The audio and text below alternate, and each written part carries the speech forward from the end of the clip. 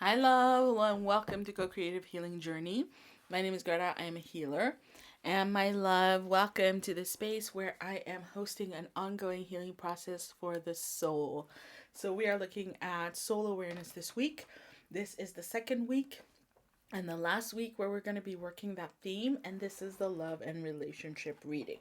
So how it works is that I bring through messages here on YouTube, and then if you want to, you can head over to the Patreon for the intuitive healing that I'm going to create, which is a continuation of this reading.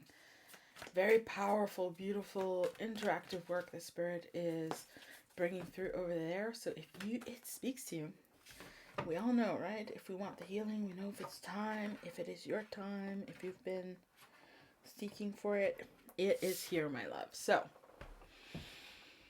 I feel like that's also the reading. We're talking love and relationships, and we're talking about soul awareness. And it's time for some healing to arrive for you within a relationship or within relationships in general, how you're relating. There is a healing here for you at this time. And yeah, Spirit wants to talk to you about it. So we've got delight. Mm-hmm. We have got embrace. Mm-hmm.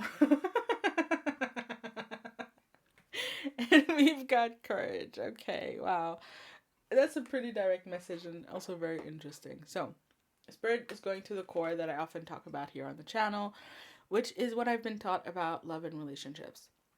Relationships in their purest form are intended to be a delight.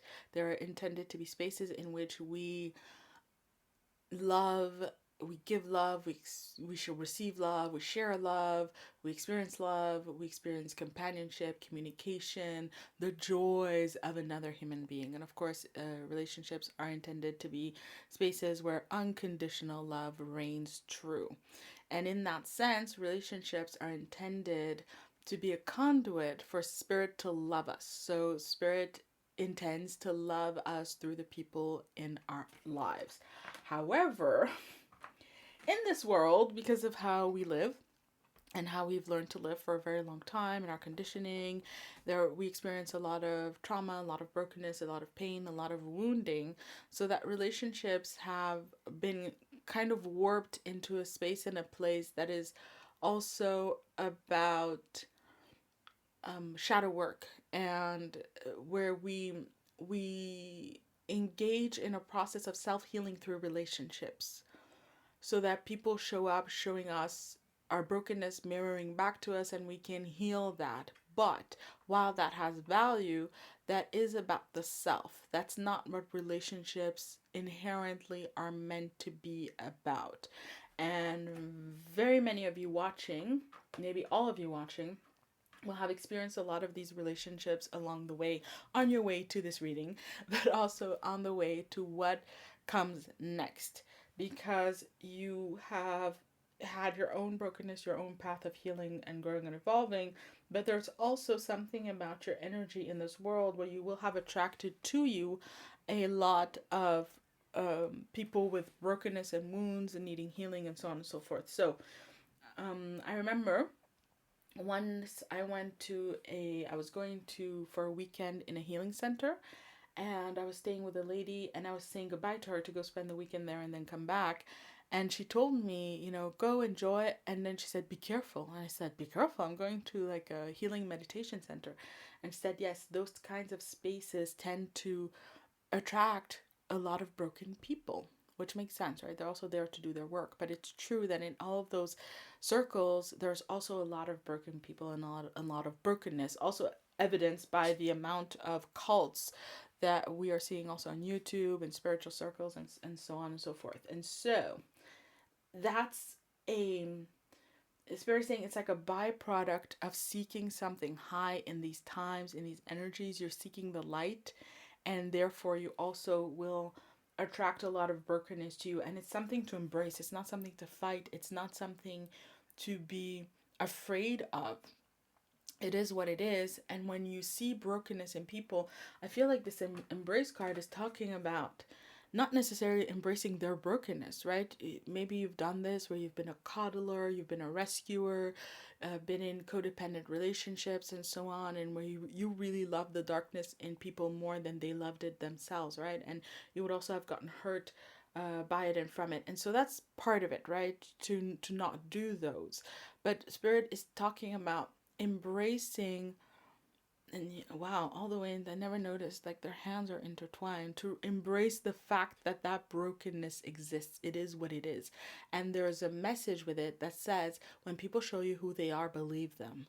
This is about embracing that this brokenness exists so that you do not encounter it in anyone, even yourself, right? The brokenness in you, which would have you embrace things, taking on things that are not your own, for you to recognize that it exists and to take it not necessarily at face value, but to really, really acknowledge and understand and believe the brokenness in people and about people. And I am someone who had to learn this the very, very, very, very hard way. And I still get taken in once in a while because I see the light and the love and the goodness about people, everyone really. And so I really have to make a conscious effort to remember that their brokenness, their pettiness, their not evil, evil is something else, but that their patterns and how they choose to live those out, that those are dangerous. And the Spirit is like, yeah, you're hugging a cactus, right?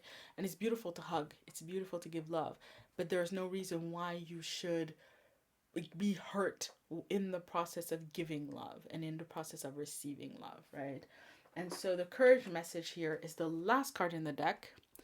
And so this is the last of this cycle. The Spirit is talking about a courageous move forward where you're choosing more for yourself. Hand lifted here, the mudra, fearlessness. And he normally has a hand open for receptivity, but there's something in it beautiful, and I believe it's a sweet. And here we actually have the horn, the tusk actually, that Lord Ganesha broke off in order to keep writing, right? In order for the life purpose. So sacrifices to make for you, for the greater you, and for your life purpose and who you are intended to be in this world, what you're intended to live and to give and to create and co-create with Spirit. All of those things matter, and they matter so much that you are being asked not to allow anyone, any relationship to come into your space, to come into your life that would diminish your ability to do the very best you can, right? To diminish your ability to be the best that you can be, to create the best life that you possibly can for yourself, to serve Spirit in the best way possible. Nothing and no one is worth that. But it takes courage to believe it, and also at a fundamental level it takes courage to move on from it, because that is likely what you've known most, or even at all. So many of us, that's all we've ever known, is growing up with people where any interaction, any conversation, anything is this energy, right? And that's the embrace. Some people are like that, but you know what? Not all people are like that. And you, my love, are divinely intended to experience relating and love at a higher level. But it takes courage. It takes walking away. And one of the things that I feel this very literally, because one of the things that I've noticed with myself, and then I've also heard psychologists talk about and so on, is that it feels normal to you. This kind of dynamic can feel normal to you. Broken people can feel normal to you. So there are so many ways in which we become habituated in dealing with people who are broken, so that people who aren't broken can feel uncomfortable. It can feel like pressure. It can feel like they're stressful. It can feel like they're boring. It can feel like they're just foreign. It's just strange. It's just weird, right? It's a turn off, when it really is something that you can find a tremendous amount of delight and happiness and joy in, and that you're also divinely intended to step into. But it does take courage to overcome what has been. So let's look at the cards. In this deck, when I turn it around, right side up, it's about people, relationships, and upside down, it's about the self. So we have willingness. We have patience. Boy, did I nail it. Willingness straight up the gate, right side up, about relationships with people. We have virtue upside down. Beautiful. And evolution upside down. Okay, Spirit is articulating a very profound message. I really hope that it resonates with you and it serves you, right? And there's never any need for it to resonate right here, right now. You can just listen, and then in its own time, it really will be something you integrate and something that you make yourself at home in. And so we're going to start with willingness. And willingness says you are able to compromise if the end result is love. Exactly. Everybody, most people, I do not want to affirm everybody, but most people will have some brokenness, some trauma, some hurt, and some pain.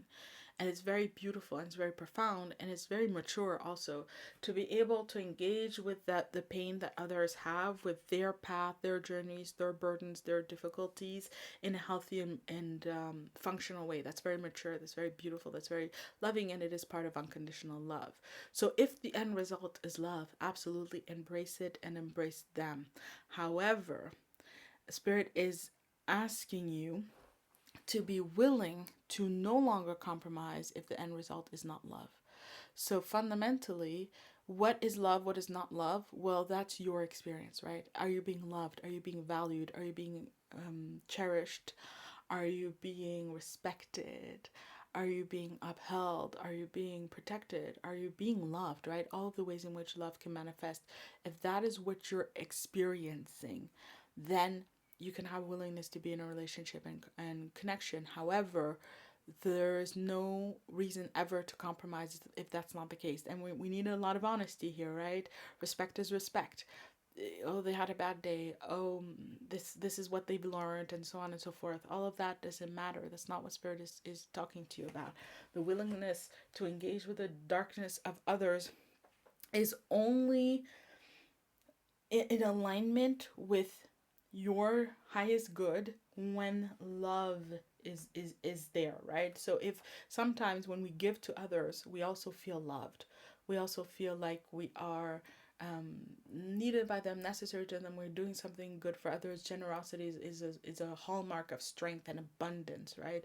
So that can be absolutely appropriate, but only within the context of love and at that unconditional love. With patience, it says you are able to let the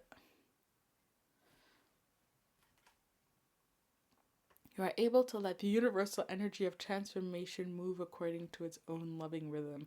And I love that I actually had to be a little patient to see it. So we're in the space of like what you say manifests, what you're doing manifests, right? It's like there's a message here about how we teach people how to treat us. And so this is talking about how Spirit is not sharing anything that you need to know straight away, which actually was what I was saying earlier. It can take some time for you to grow and to evolve into these patterns, and especially to where it feels good, where it feels comfortable, where it's something that you want to have around you. And to have patience for that, to allow the transformation. And again, there's also this message of embrace in people. It's important to be patient with people and where they are in their journey and their experiences. And very often, for example, if you have this thing and you realize, oh, I'm really invested in this connection, but I'm actually not being loved, right? Then you can become very impatient with this person for them to change and to start being more respectful and to start doing this. So you put a lot of pressure on them that they don't need in their own path. In other words, this is talking about how to have patience with other person, with the situation, with circumstance. Actually, yeah, I internalized that. I made it about you and your path. That's not where the patience needs to be. Don't internalize it. It has nothing to do with you. The extent to which someone else heals or not has nothing to do with you. It's the universal force of love. It's their path.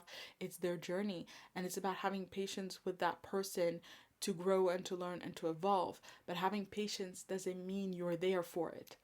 It doesn't mean that you're a part of their life, that you're still in a relationship to them at all or as much, and so on and so forth. The patience is the respect you owe them and their path, but at the same time, it also creates space. Because if there's not the ability to be loved, then there's not the need really for relationships. If someone can't respect you, then there's no need for them to be talking to you. There's nothing that they could possibly need from you that you can give them if they're not respectful to you. It's the bare minimum, right? So, and so on and so forth. So if someone cannot love you, then they don't need love from you. So that was the part about other people. When it comes to you, my love, we have virtue.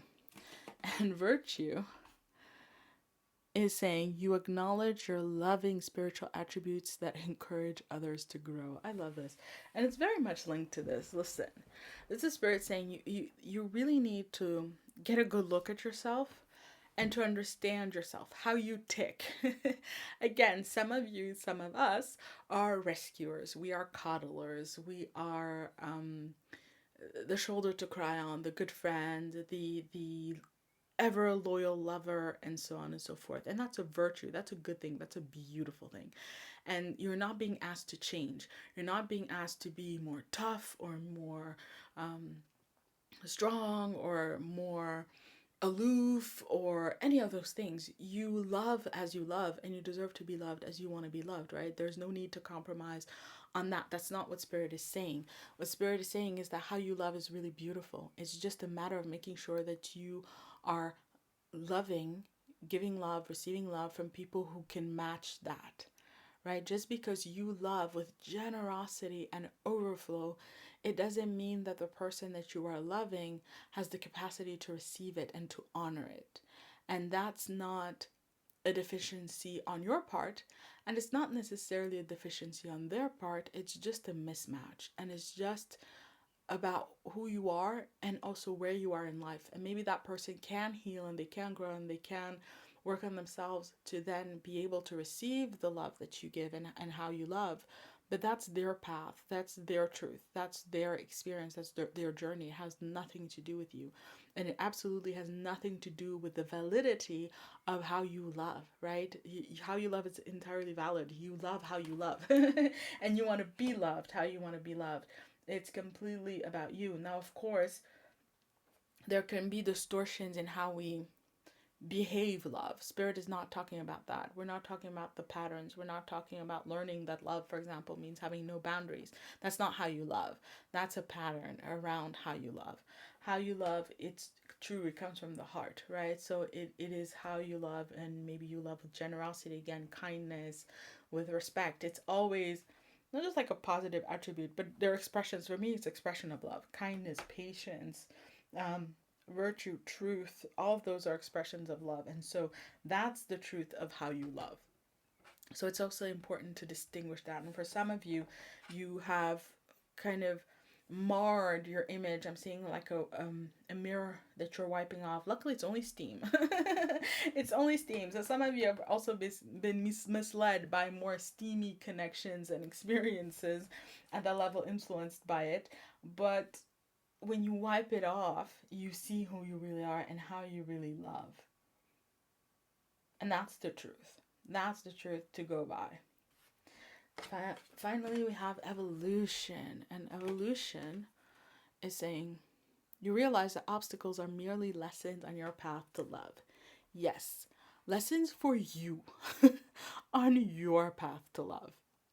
If you took this literally, you could have the most codependent, dysfunctional relationship ever with someone who is never going to learn to respect you, never going to learn to trust you, never going to learn to provide for you what you need in the relationship, and then take it as, oh, well, I'm learning to love myself more. Oh, well, we're learning, it's a lesson, and so on and so forth.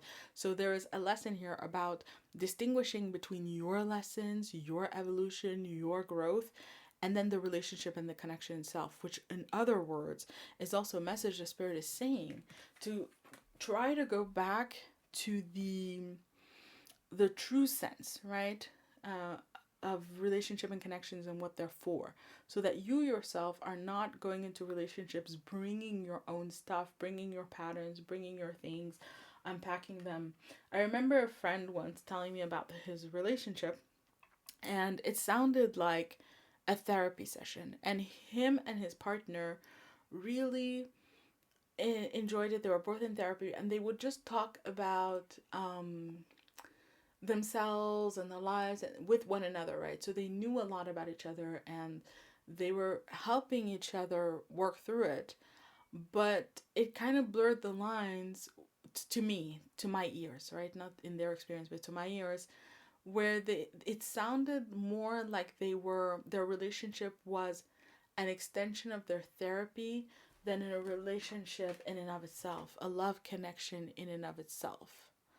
And that's very, very, very common. And I don't know if you've had it. I've had this experience of sitting across someone and having like a jolt and going, oh my God, that's my father. Right? Or seeing, loved ones, people that I know, realizing like, oh my God, they married their mom, or oh my God, they married their dad. Like it's very common, right? But that's so, and it's not always a bad thing. It's part of how we learn to love, and what feels comfortable and what feels natural. It's just part of how we function as a human being, like pattern recognition and those things. So it doesn't have to be a bad thing, but it's more a matter of how those are personal things. If someone realizes, oh my God, or if I had realized, oh my God, this is my dad, and then I started treating this person like my dad in every single interaction, or starting to bring out my baggage with my dad with this person, then we're back into my own brokenness showing up in the relationship and connection, and that's not what it is. And again, we live in a world and in a culture that is very comfortable. I would even say frighteningly comfortable using people. Spirit calls it the license to use. We give ourselves license to use people for anything and everything. I need someone tonight. Let me get this person, right? Let me swipe right. And I need a cheap t-shirt. Let me use this person's labor on the other side of the world, where they're not even paid a living wage, but I need and I want, and so on and so forth. And we have to watch that. It's not about being a bad person. I'm not sitting here saying you're a bad person who uses others. I'm saying that within the culture in which you're involving and you've grown up in, you would be hard pressed not to. Literally going to the supermarket, for example, you probably have done it today, right? Watching content. I mean, sometimes people make content on YouTube where they film strangers and use them in their videos like that. It's just pervasive in our culture, and it's something that we have to watch out for, especially if you want that higher level of relationship that you're intended to, and especially if you also just want to heal out of any dysfunctional patterns, experiences, cycles that you've had in relationships. All right, that being said, let's keep moving. We've got our Six of Cups upside down. Love it. This deck has very specific meanings, so we'll go with that. Also, we have the King of Swords. We have got the Knight of Pentacles, and I'll show them to you better. And then we have got the Seven of Swords. Okay, secrets.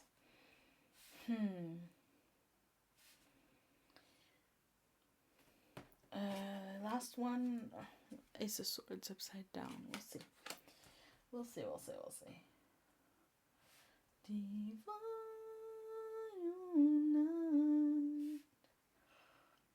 night, divine. The song has just been in my head. It's Pentatonic's Night Divine. And I've just been doing the reading, and at some point I was just thinking, let me not sing it. Let me stay focused. So I just start singing and turn this into a concert. But it's coming out. And this is very much talking about things that you have on the inside. It's gonna come out. You can be consciously thinking, let me not do this, let me not do that. It's gonna come out. And so a lot of what we do is also go into these connections and go like, oh, it's dysfunctional. There are all these issues, but I'm going to suppress them or overcome them. And Spirit is basically saying it can't always be done. If it's broken, it's broken. If it's dysfunctional, it's dysfunctional. If the foundation is lacking, that there aren't the skills from this person or even from you, there aren't the skills, there aren't the abilities to make this work, then it is what it is. So let's go deeper. We have here our Six of Cups, which is in this deck, talks about, I believe it's memories, and then it says the willingness to live for someone else. or service. There you go. Service, the willingness to live for someone else. And it's upside down. And there's emotional healing here. And it talks about precisely, what we've been talking about, to be unwilling to be living for someone else. And we have here with willingness, to be unwilling to live for somebody else, to be unwilling to relate or to be in a relationship for someone else's needs. There's two here. There's one side and the other. There's symmetry. There's balance. And it's very important in relationships, any relationship, that both people have their self-interest rewarded, their needs met. They get what they need. And just as much as you don't need someone who is willing to learn and grow and evolve for you, which is always, oh God, that's the worst setup, but very pervasive, for example, in the twin flame community. But personal opinion, but just the energy I'm getting, it's just toxic. So you don't want that from someone else, but you also don't want to give that to someone else. But with the King of Swords here, there's a reason that is even greater than you know. Now, King of Swords is showing up to say this is what a therapist would tell you. This is what a lot of videos in social media would tell you. This is what past experiences have taught you. This is. But there's upside down. There's a piece of knowledge that is incoming, a truth that you're going to be learning in days to come. We have our Ace of Swords here. Sorry, our Ace of Swords. That is going to create this higher truth for you, and it's going to stick. It is going to stick because here we have the Page of Pentacles, which is the consultant, right? And this is very much an energy of going around and being there for people, right? A consultant, when you need them, when they need you, there you go. When they need you, you show up. When you need them, you're on your own. You're a consultant, right? And I'm just talking about how it works in companies, for example. But this is talking about the same kind of thing. It's being a Knight of Pentacles in relationships. So it's not even cups. It's not about emotions. It's not about connections. It's about a resource. You become a resource to people. And again, they can be a resource to you, as opposed to being, again, a connection, a love, something pure, something delightful, something easy, something rewarding. I just want to see this person. Oh, and I just want to be around them. I just want to hear them. I just want to enjoy them, as opposed to, oh, I don't want to be alone, or I need someone to spend the night with, or I have this pattern. I want to work it out with them. For example, it's very much talking about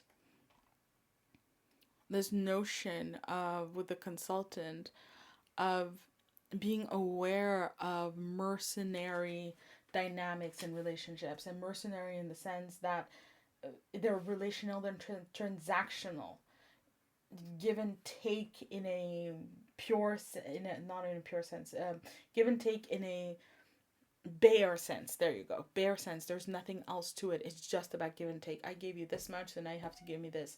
Yesterday I was watching this video about a guy. I bought you pizza. You have to sleep with me. It's some people view things in that way, and the example I just gave is extreme, but you would be surprised, Spirit is saying, looking around in your own life, the own people you know, to realize how much their own view of relationships is transactional. You know how people can be nicer to you when they want something? That would be a transactional. They should just be nice to you in general. And of course, we all have our stuff, our ups and downs, and there's room for that, right? We can make allowances for that. But that's something different than them specifically being nice because they want something, or specifically being not nice because they're mad at you, right? I'm mad at you, so I'm going to disrespect you. I'm mad at you, so I'm not going to invite you to this. I'm mad at you, so I'm going to give you the silent treatment. That it's those kinds of things. Again, you're a resource to them. You're something that they engage with strictly for their own gain, strictly for what works for them, and very oftentimes in the moment. Now, Seven of Swords is talking about patterns that were hidden that are no longer going to be able to remain hidden. This came through as a very forceful energy.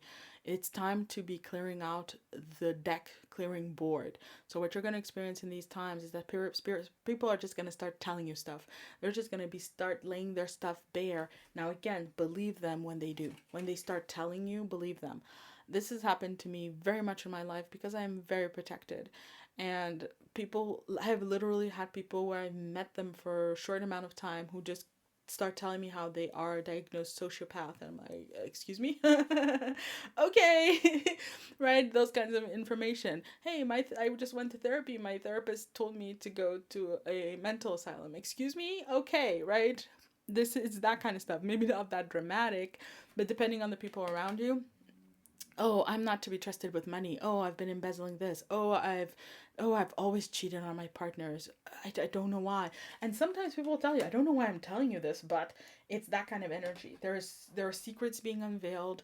Is truth coming out, rising up to the surface in these times for people around you, people you've just met, people you've known for a long time, but people that you're in relationship to some way, shape, or form, and it is for you to get clear. Ace of Swords. Now, Ace of Swords is upside down because Spirit is saying you don't need to make a decisive decision, right? It's like stabbing the crab. It's not for you to make a decision. It's for you to know. And in this instance, the sword is pointing towards Spirit. It's for you to know where you stand with these people. It's for you to know who they are, where they are, what they're about. And then afterwards, you may or may not have to do things, but it's absolutely a clarification process, a time of clarification for you, so you can look beyond the surface, look beyond the lies, look beyond the pretenses, sometimes look beyond the social media profile, and see this actual person for who they are and how they're showing up, and then you can then go from there. Where you go from there isn't super clear. We'll talk about it in the healing in general, but I do feel like in your life it might be something that you yourself, oh, there you go, that popped out, that you yourself become clear on. But just for now, focus on seeing and focus on believing. Seeing is believing at this time. So my love, that was the reading. Takeaway, you know what to do. Okay, well there you go. You're going to know what to do also. But it says, if in all battles of the heart over the mind, go with your heart. Because truly, it's a lot easier for your mind to catch up with your heart than for your heart to catch up with your mind. A whole lot. Not that I don't love your mind, the universe. I feel like at this time, your thoughts are going to be catching up with your heart. So what you know, what you love and value, and this higher love that you are more aligned with and that you're directing yourself towards, it's going to become clearer at this time in your life. But because your thoughts are going to start to explain it to you, and when the thoughts explain the heart, we form judgments. This works for me, this doesn't work for me, this is good for me, this is not good for me. You're going to step into that time now, because I feel like in your heart you've known a lot of what you're going to learn, but now the thoughts are going to catch up and you won't be able to either pretend or deny, or simply from the most benign space possible, just be mistaken about what it is that you're seeing and knowing about these people. You're going to come into a lot of clarity, and part of that clarity will include knowing what to do in time. So my love, thank you so much for watching. That was the reading. Didn't see it going that way. Fantastic. Love it. And that being said, I will be seeing you on my Patreon if you want to continue in this energy. Otherwise, I'll be seeing you here on the channel for more, always more videos. May you be blessed always, and in always, and so it is. Bye!